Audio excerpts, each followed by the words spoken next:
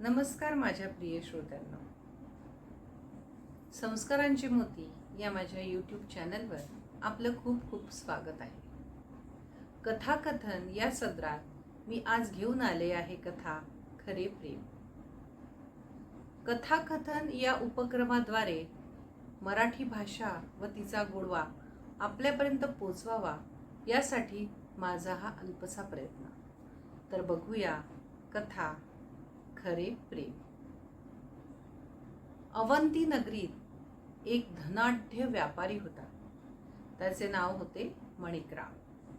हा मणिकराम अतिशय नम्र, सुस्वभावी आणि देवीचा फार परमभक्त आणि गाढा उपासक होता. त्याला एक कन्या होती. तिचे नाव होते स्नेहलता. ही जी कन्या होती ती अतिशय गुणवान, रूपवान होती आणि या आपल्या कन्येवर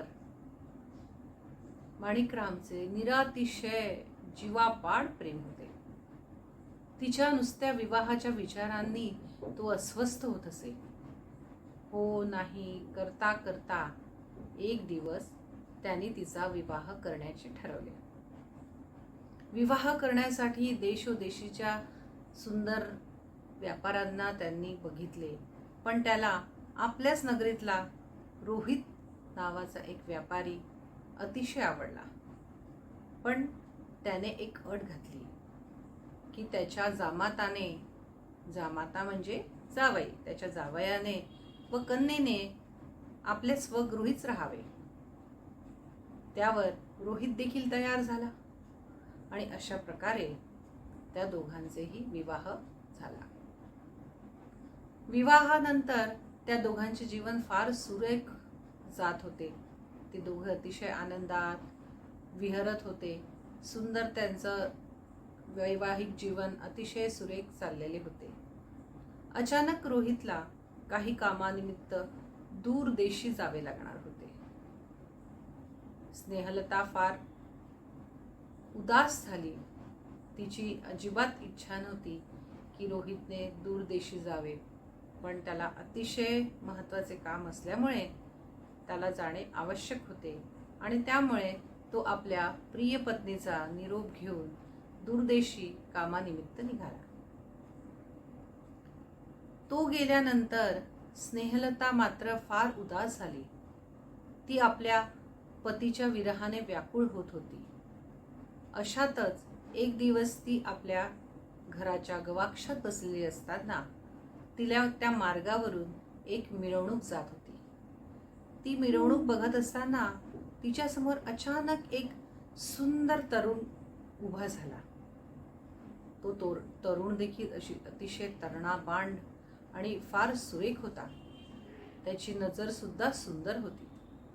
अचानक स्नेहलता आणि त्या तरुणाची नजरानजर झाली आणि त्या दोघांमध्ये प्रेम जडले. त्या दोघांमध्ये प्रेम फुलले आणि त्या तरुणाचं नाव होतं मोहन. अचानक स्नेहलतेच्या मनात मोहनच्या प्रेमाचा अंकुर फुटायला लागला. ती त्याचं वारंवार स्मरण करू लागली, त्याचा ध्यास घेऊ लागली, त्याचे चिंतन करू लागली. तिच्या पतीला विसरून ती अचानक मोहनचा विचार करू लागली आणि अशा या परिस्थितीमध्ये तिची अवस्था फार वाईट झाली. तिच्या डोळ्याभोवती काळी वर्तुळं निर्माण झाली. तिची कायाकृश झाली. तिचे हे हाल तिचे वडील आणि त्यांच्या घरी असलेल्या दासींना बघवत नव्हती. त्यापैकी तिची एक प्रिय दासी होती. तिला तर स्नेहलतेची अवस्था अजिबात बघवत नव्हती. मग तिने विचार केला की कसंही करून एकदा तरी स्नेहलता आणि मोहन या दोघांची भेट घालून देणं फार गरजेचे आहे. आणि ती मोहनला शोधत त्याच्या घरी गेली आणि तिने मोहनला निरोप दिला की तू स्नेहलतेला भेटण्यासाठी पुष्पवाटिकेमध्ये ये. मोहनलाही स्नेहलता फार आवडत होती. तिचे नाव त्याला माहीत नव्हते, पण एक अनामिक त्याच्या मनात तिच्याविषयी प्रेम उत्पन्न झालेले होते. तो देखील आनंदाने तयार झाला इकडे स्नेहलतेकडे आल्यावर दासीने स्नेहलतेला सांगितले की तुला पुष्पवाटिकेत आज मोहन भेटायला येणार आहे बरं. स्नेहलता तर आनंदाने उडायलाच लागली. ती खूप खुश झाली.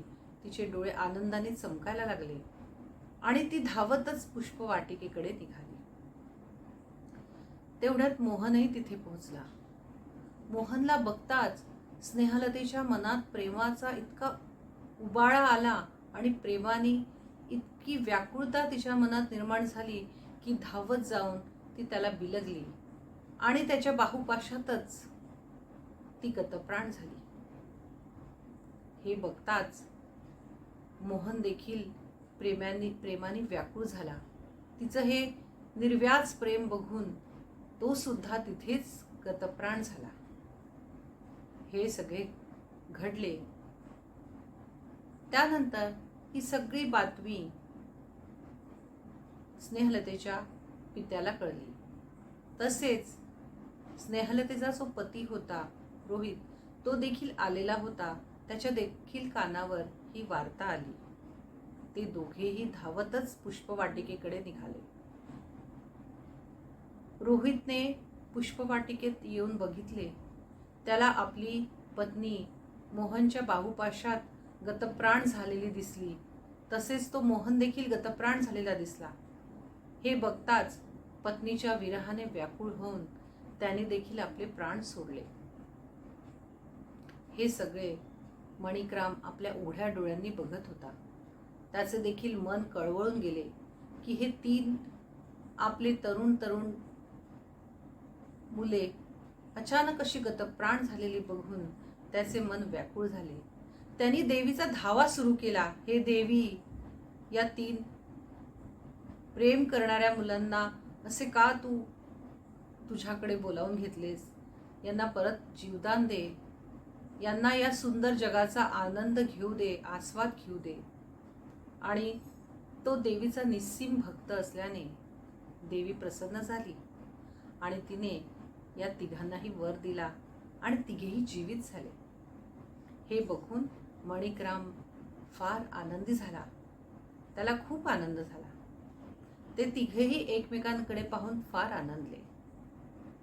पण त्यानंतर स्नेहलतेने ठरवले की आपण आपल्या पतीसोबतच राहायचे आणि तिने मोहनला कायमचा निरोप दिला. तर माझ्या प्रिय श्रोत्यांनो, तुम्ही ही गोष्ट ऐकली. या कथेमधून मला एक तुम्हाला प्रश्न विचारायचा आहे की या कथेमध्ये खरे प्रेम स्नेहलतेवर कोण करत होतो आणि कशावरून त्याचे ते खरे प्रेम होते, याची कारण देखील मला कमेंट बॉक्समध्ये नक्की सांगा. तर माझी कथा तुम्हाला आवडली असेल तर मला लाईक, शेअर आणि सबस्क्राईब करा आणि माझ्या या कथानकाच्या उपक्रमाला भरभरून प्रतिसाद द्या. धन्यवाद. पुन्हा भेटू संस्कारांचे मोती या माझ्या चॅनलवर. धन्यवाद.